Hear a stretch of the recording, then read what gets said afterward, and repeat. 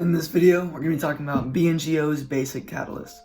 Now, first off, for some reason, I'm losing my voice, so whatever I can do to kind of mitigate the effects on y'all, it will be cut out. But getting that aside, if you haven't already, like, comment, and subscribe. It really helps out the channel. So, getting to the first one. BNGO is on the NASDAQ. And NASDAQ sent them a little thing in the mail saying, yo, if you don't get your stock above $1 a share for the next 10 days, you're out of the NASDAQ. And they were like, oh, okay. They didn't do anything. Because classifies it as a penny stock if it's below $1, and that doesn't really give the NASDAQ stability, which is what they like. But it's been over $1 for about 7 days now. Well, since, when was that? December 29th. The 29th is whenever they started all of their stuff, so, and it ended at $5 today, so January 9th. So that kind of gives out the fear of BNGO being kicked off the NASDAQ. So this has a positive and negative connotation.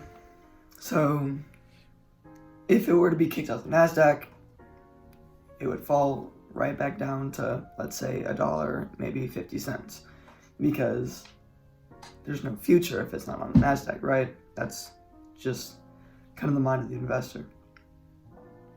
But a good thing is that because of the fear in the market for the past 10 days with BNGO not being able to be on the NASDAQ, maybe in 10 days, since that's gone, it's going to bring in some new investors. And I think another catalyst is if they partner with a hospital or a research center, they kind of get their products out there. I think it would spread a lot more awareness, and it would just amplify their growth so much more. And if they do with research centers, and the research centers find something out and find something new that they're able to distribute to the public, then that is obviously really good news. Now we're getting into prices. So one of the biggest catalysts just in prices is if it goes over $8.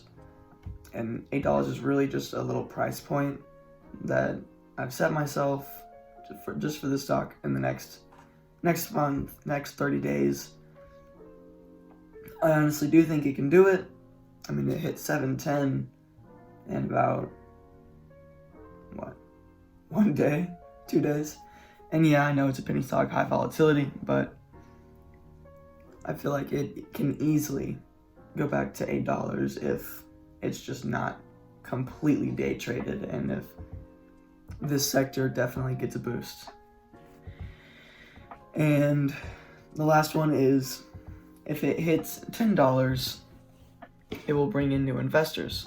Now, with $800 at $8 a share, you can buy 100 shares. But with $1,000, which is 200 more, you're getting out of that triple digit line. You're only able to buy 100 shares at $10. I mean, basic math.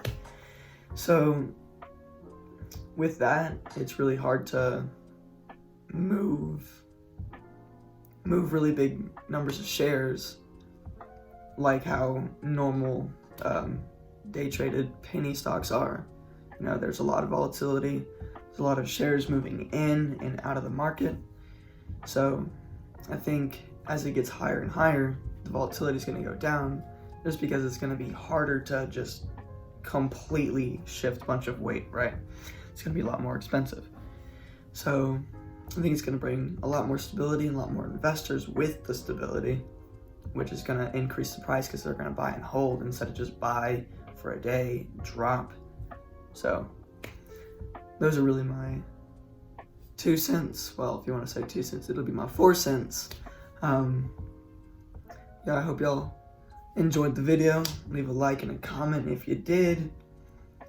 and y'all keep investing.